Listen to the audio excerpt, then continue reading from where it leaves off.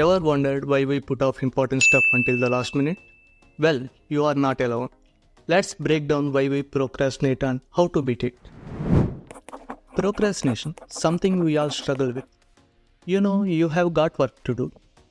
Yet somehow you find yourself watching videos, checking social media, or doing anything other than the task at hand. But why do we procrastinate even when we know it's bad for us? What if I told you there is actually a psychological reason behind it? In today's video, we are diving deep into the science of why we procrastinate and more importantly, how to finally beat it. Come, let's rethink on it. Before we talk about how to beat procrastination, we need to understand what it really is. To understand procrastination, we need to look at how our brain works. Procrastination is not just about being lazy or unmotivated. It's actually a battle between two parts of our brain, the limbic system and the prefrontal cortex. The limbic system is the most primitive part of our brain, focused on instant gratification and avoiding discomfort. On the other hand, the prefrontal cortex is responsible for planning, decision-making, and self-control. When the limbic system takes over, it pushes us towards activities that provide immediate pleasure, like watching TV or browsing the web, instead of doing the task we need to complete. This is why, even though we know what's important, we still end up procrastinating. Let's explore some common reasons why we procrastinate. The first reason is task aversion. We often procrastinate on tasks we find unpleasant or boring. If you dislike a task, you are more likely to put it off. The second reason is fear of failure. Sometimes we avoid tasks because we fear we won't perform well. This fear can be paralyzing and lead to delays. The third reason is perfectionism. Perfectionists delay tasks because they want everything to be perfect. This fear of not meeting high standards can lead to procrastination.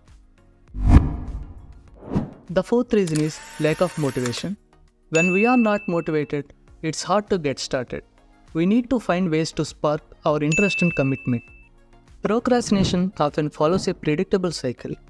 It starts with stress or anxiety about a task.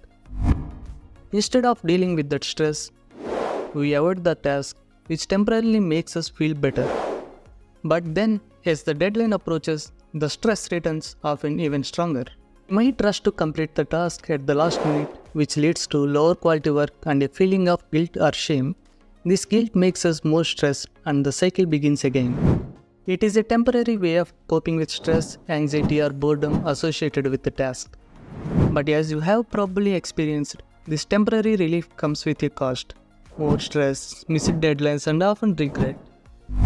But here is the thing, once you recognize this cycle, you can start to break it. Now we understand why we procrastinate. Let's talk about how to beat it. Here are 5 practical strategies you can start using today. The first strategy is to break down large tasks into smaller, manageable steps.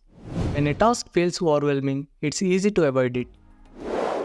But by breaking it down, you make it less intimidating and easier to start.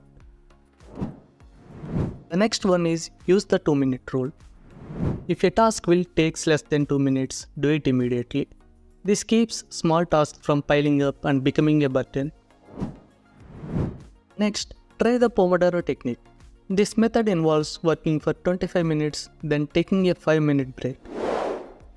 After 4 Pomodoros, you take a longer break. This structure helps you stay focused while making the task feel more manageable. Next, visualize the satisfaction of completing your tasks. This can motivate you to take that first step.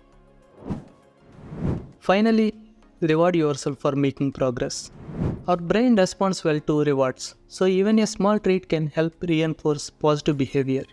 It could be something as simple as a snack after completing a task, or taking time to relax after finishing a major project. Remember, overcoming procrastination is a process. You might not get it right every time, but with consistent effort, you can build better habits and take control of your time.